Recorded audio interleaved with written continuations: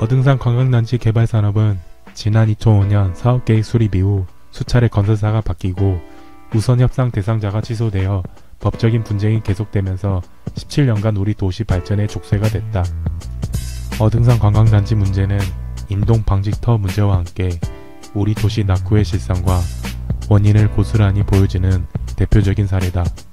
어등산 관광단지 개발 산업을 추진하면서 광주시는 도시의 발전과 시민의 편익 증진이라는 원칙을 망각하고 이익 집단의 단체 행동에 휘둘려 사업성을 훼손하고 도신주의와 행정 편의주의에 빠져 소극적인 행정 절차에만 급급해 대담한 정치력과 섬세한 조정 능력을 발휘하지 못했다. 조직화한 지역단체들은 더 커진 시장에서 더 많은 기회를 누릴 수 있다는 가능성을 외면한 채 당장 눈앞의 기득권을 지키기 위해 상가 면적을 제한하고 대형 유통업체가 들어서지 못하도록 반대를 일삼았다. 이처럼 포류하던 어등산 관광단지 사업이 광주 복합쇼핑몰 이슈를 타고 해결의 신마리가 풀렸다. 서진건설이 오랜 법적 분쟁을 종결하기로 결단한 데에 이어 신세계 프로퍼티가 그랜드 스타필드 광주 복합쇼핑몰 사업 계획서를 제출한 것이다. 이는 복합쇼핑몰을 전국 최대 이슈로 만들어낸 광주 시민의 여론이 기업을 움직여 만들어낸 결과다. 신세계 프로퍼티는 어등산 부지를 2박 3일 이상을 머물 수 있는 세류형 복합 공간으로 개발하여 연간 3천만 명의 방문객을 유치하겠다고 밝혔다.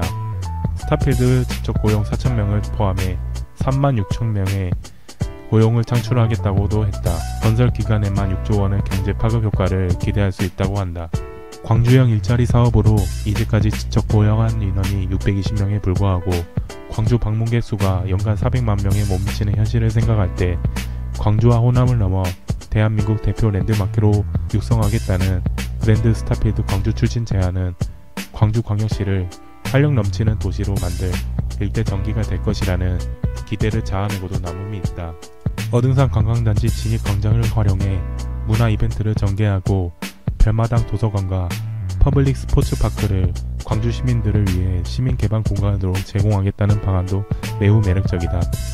놀거리와 만남의 장소에 목말라 하던 지역 청년과 가족들에게 매우 기쁜 소식이다.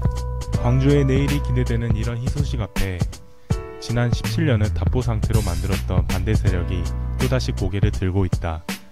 어등산 관광단지 사업이 대규모 복합 쇼핑몰의 부대 사업으로 전락했다거나 희생양이 되었다는 악의적인 평가가 참여자치21 관계자의 입을 빌어 언론에 보도됐다. 광주시 상인대책위도 상가 면적을 문제 삼으며 다시 행동을 개시했다. 시대착오적인 이들 단체의 사고와 행동은 17년 전에서 한치도 달라짐이 없다. 쇼핑, 휴양, 레저, 문화 등의 인프라가 결합한 복합 쇼핑몰이 곧 관광자원이라는 사실을 정치 공방에만 익숙한 이들 단체는 도저히 이해할 수 없는 모양이다. 상인대책위도 소모적인 반대 투쟁 대신 실질적인 상생 협력 방안을 쟁취하는 노력에 나서야 한다. 17년 전 민간 협의를 명분으로 반대만 해서는 시민의 외면을 받을 뿐이다. 대책위에 참여하지 않는 대다수의 상인들까지 도매금으로 시민들의 지탄을 받는 안타까운 현실을 직시해야 한다.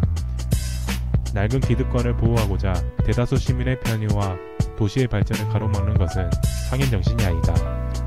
변화와 경쟁을 두려워하지 않고 새로운 환경에 적응하여 더 큰 기회를 추구하는 것이 진짜 상인 정신이다. 광주 복합 쇼핑몰인 더현대 광주와 스타필드 광주는 광주광역시 관광산업의 신성장 거점이 될 것이다. 광주시는 강기정 시장의 공약사항인 영산강 Y벨트를 차질 없이 진행하고 무등산 케이블카를 공론화하여 광주 관광산업의 미래를 대비해야 한다. 광주 복합쇼핑몰은 윤석열 정부의 광주광역시 7대 공약 15대 정책과제에 포함되어 있다. 문화수도인 광주광역시의 윤 정부의 문화예술 관광 분야 정책으로는 복합쇼핑몰이 유일하다. 광주 복합쇼핑몰은 관광 인프라 구축을 위한 윤석열 정부의 의지를 표명한 것이라고 생각한다. 이제 더현대 광주와 스타필드 광주로 광주 복합 쇼핑몰이 구체화하고 있는 만큼 정부는 광주광역시 관광 인프라 구축에 구체적인 지원책을 제시해야 할 때이다.